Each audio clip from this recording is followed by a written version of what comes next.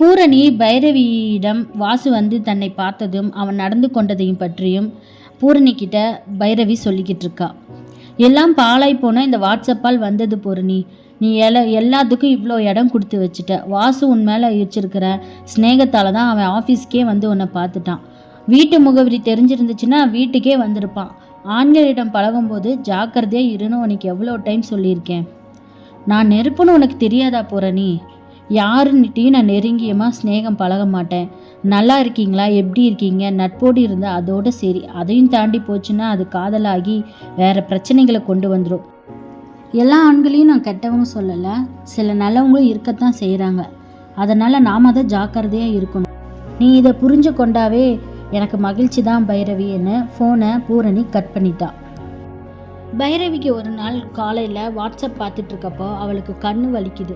வலி தாங்க முடியாமல் டாக்டர்கிட்ட போய் பார்க்குறா. கண்டாக்டர் பரிசோதிச்சு பார்த்துட்டு வாட்ஸ்அப்பு ஃபேஸ்புக்கெல்லாம் நீங்கள் ரொம்பவே பார்ப்பீங்களான்னு கேட்குறாரு. இல்லை சார், நான் எப்பயோ தான் பார்ப்பேன் அப்படின்னு பைரவி பொய் சொல்கிறான். ஸ்மார்ட் ஃபோனில் இருந்து வெளியில் வர்ற கதிர்வீச்சுனால உங்கள் கண்ணு ரொம்பவே பாதிக்கப்பட்டிருக்கு. உடனடியாக அறுவை சிகிச்சை செஞ்சாகணும், இல்லாட்டி கண் பார்வை போயிடுன்னு டாக்டர் சொல்கிறாங்க. உடனே அம்மாவை வர சொல்லி விஷயத்தை தெரிவிக்கிறா பைரவி. பைரவி இப்படி ஹாஸ்பிட்டலில் இருக்கிறத அவங்க அம்மா ஃபோன் பண்ணி பூரணிக்கிட்ட சொல்கிறாங்க.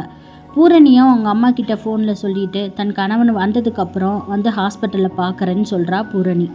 பூரணி எல்லா வேலையும் முடித்து விட்டு யூடியூப்பில் பாட்டு கேட்டுட்ருக்கிறா.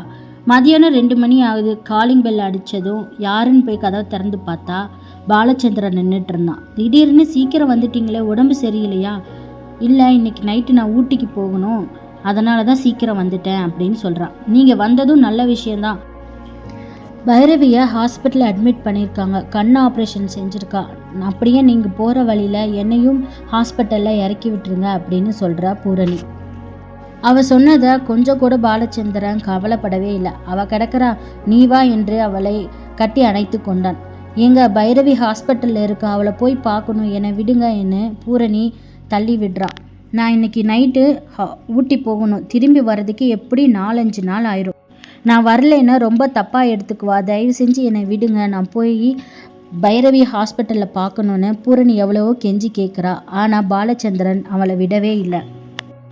பூரணி வருவான்னு காத்துட்டு இருந்த பைரவி ரொம்ப நேரம் ஆகியும் அவள் வரவே இல்லை. டாக்டரோ இதுக்கு மேலே காத்துட்ருக்க முடியாதுன்னு கண்ணில் ஆப்ரேஷன் பண்ண எல்லா ஏற்பாடையும் பண்ணிட்டாங்க. பூரணியோட கணவர் ஊட்டிக்கு போகிறதா இருந்ததில்ல, அதில் ஒரு சின்ன மாற்றத்தை செய்கிறாரு.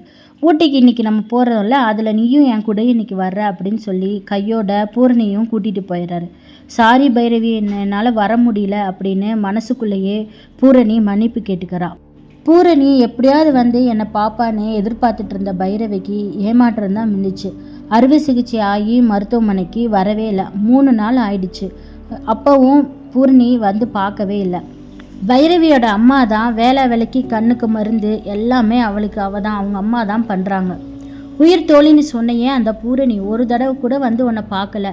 நீ தான் அவளை பெரிய அந்யோன்யமாக நினச்சிட்ருக்க. ஆனால் அவள் உன்னை ஒரு டைம் கூட வந்து பார்க்கலன்னு அவங்க அம்மா திட்டுறாங்க. அம்மா, அவன் நல்லவதாம்மா. ஊரில் இருந்திருந்தா அவள் கண்டிப்பாக என்னை வந்து பார்த்துருப்பா. அறுவை சிகிச்சை பற்றி தெரிஞ்சிருந்தா உடனே கண்டிப்பாக ஓடி வந்திருப்பாம்மா. நல்லவளாக இருந்தால் உடனே வந்திருக்க வேண்டும். நீ வெள்ளேந்தியாக இருக்க, அவ்வளவுதான் நான் சொல்ல முடியும் என்றால் அவங்க அம்மா. அம்மா சொன்ன வார்த்தையால் பைரவியோட மனசில் பூரணியை பற்றி தவறான எண்ணம் வந்துருச்சு. அம்மா சொல்வது சரிதான். உயிர் தோழின்னு நினச்ச என்னோட எல்லா விஷயத்தையும் அவகிட்ட சொன்னேன். வந்து என்னை ஒரு தடவை கூட பார்க்கவே இல்லை. என்னை விட அப்படி என்ன முக்கியமான வேலை? நட்புனா இதுதானா? ச்சே, அவளை போய் உயிர்த்தொழியாக நினச்சேனே. ஆபத்து ஒரு சமயத்தில் தான் நட்பை சோதிக்க முடியும் போல இருக்கிறது. அவள் புத்தி தெரிஞ்சிருச்சு. நான் ஒரு முட்டாள், இனிமேல் அவளோட நெருங்கி பழகவே கூடாதுன்னு எண்ணிட்டா. பூரணி எத்தனையோ உதவிகள் வந்து பைரவிக்கு செஞ்சிருக்கா. காலத்தினால் செய்த உதவி சிறிதெனினும் ஞானத்தின் மான பெரிதுன்னு வள்ளுவர் சொன்ன வாக்கு பைரவிக்கு ஞாபகத்துக்கே வரல. பூரணி ஆஸ்பத்திரிக்கு வந்து அவளை பார்க்காததான் பெரிய குற்றமாக அவளுக்கு தோணுது. பைரவியோட மாமியார் அவளுக்கு 4 இட்லி போட்டு சாப்பிட கொடுக்குறாங்க. பைரவி சாப்பிட்டு ஒரு ஆழ்ந்த சிந்தனையில் உட்காந்துருக்கா. பூரணி செய்தது தவறென்று பைரவிக்கு தோன்றியது. பூரணிக்கு பைரவி செய்தது சரியில்லை என்று தோன்றியது. பூரணி நெருங்கிய தோழி தான், தனக்கு கொடுக்க வேண்டிய முக்கியத்துவத்தை கொடுக்காம போயிட்டான்னு பைரவி ரொம்பவே வருத்தப்படுறான். ஒரு ஃபோன் போட்டாவது நலம் விசாரிச்சிருக்கலாம், பாவி எதுவுமே செய்யாமல் விட்டுட்டாளேன்னு ரொம்பவே நொந்துக்கிறான். அப்போது திடீர்னு அவன் நினைவுக்கு வாசு ஞாபகத்துக்கு வராரு. ச்சே, வாசு நாய் மாதிரி என் பின்னாடி வந்தாரு, அவளை நம்ம எப்படி கடிஞ்சு கொண்டுட்டோம். முதலில் அவன் என் அழகைத்தான் பாராட்டினார், அதுக்கு ஒரு தேங்க்ஸ் சொன்னேன். அதுக்கப்புறம்தான் அவர் அடிக்கடி எனக்கு வந்து ஃபோன் பண்ணி தொல்லை பண்ண ஆரம்பிச்சிட்டாரு. இதுதான் அவர் பண்ணுறது தப்புன்னு நான் ஏன் அவர்கிட்ட சொல்லாமல் போயிட்டேன். சார், அவர் மன்னிப்பு கேட்டு கூட நான் ஏன் அந்த மன்னிப்பை ஏற்றுக்காம விட்டுட்டேன். மனுஷங்க தவறு பண்ணுறது சகஜம் தானேன்னு வாசுவை பற்றி பைரவிக்கு மனசில் எண்ண ஆரம்பிச்சிருச்சு. கொஞ்சமாவது நம்ம வாசு பேசுகிறப்ப காது கொடுத்து கேட்டிருக்கணும். அவரை ரொம்பவே அலட்சியப்படுத்தி அவமானப்படுத்தி நம்ம அனுப்பிச்சிட்டோமே அப்படின்னு நொந்துக்கிறான். சரி, இப்போவாவது வாசுவுக்கு ஃபோன் பண்ணி நம்ம பேசலாமான்னு எப்படியும் நினச்சிட்ருக்கிறா. கொஞ்ச நாள் போக போக இது வரைக்கும் கல்லாக இருந்த அவன் மனசு அப்படியே கனியாக மாறிடுச்சு. வாசுக்கு மனசில் இன்னும் வலி ஆறவே இல்லை. பைரவி தன்னை அலட்சியப்படுத்தி விட்டான்னு நினச்சி மனசு ரொம்பவே நொந்தான். ரொம்பவே மனசளவில் பாதிக்கப்பட்டு தற்கொலை செஞ்சுக்கலாங்க ஒரு முடிவு எடுத்துட்டான். தான் வச்சிட்டு இருக்கிற வீட்டு பக்கத்தால் ஒரு ஹோட்டலுக்கு நடந்து போய் வயிறு ஃபுல்லாக சாப்பிட்டுட்டு பக்கத்தில் இருக்க மருந்து கடையில் போய் தூக்க மாத்திரை வாங்கி சாப்பிட்றலான்னு முடிவு பண்ணிட்டு போகிறான். அதே மாதிரியே ஹோட்டல்லையும் நல்லா சாப்பிட்டுட்டு மருந்து கடைக்கு போய் தூக்க மாத்திரை கேட்கலான்னு முழிச்சிட்டு நிற்கிறப்ப பக்கத்தில் ஒரு துருள் முடியோட ஒரு குட்டி பையன் வந்து கையை பிடிக்கிறான். யாரோட குழந்தைன்னு திரும்பி பார்க்குறப்போ காயத்ரி புன்சிரிப்புடன் நிற்கிறான். வணக்கம் சார், இவன் என் பையன் பரத். நீங்கள் எங்கே இந்த பக்கம்? என் வீடு எதிர்பக்கம்தான் இருக்கிறது. ஜன்னல்லேருந்து பார்க்கும்போது உங்களை மாதிரியே தெரிஞ்சுது. உங்களை என் வீட்டுக்கு கூப்பிடாமன்னு ஓடி வந்தேன். ஒரு கப் காஃபி சாப்பிட்டு போங்க. என் வீட்டுக்காரர் வீட்டில் தான் இருக்கார். அவர் உங்களுக்கு அறிமுகப்படுத்தி வைக்கிறேன்னு வாசுவுக்கு எதிர்பாராத ஒரு சந்திப்பும் அதிர்ச்சியும் கொடுத்தா காயத்ரி. சகுனமே சரியில்லாதது போல் இருக்கிறதே. ச்சே, நான் போட்ட திட்டமெல்லாம் போச்சு.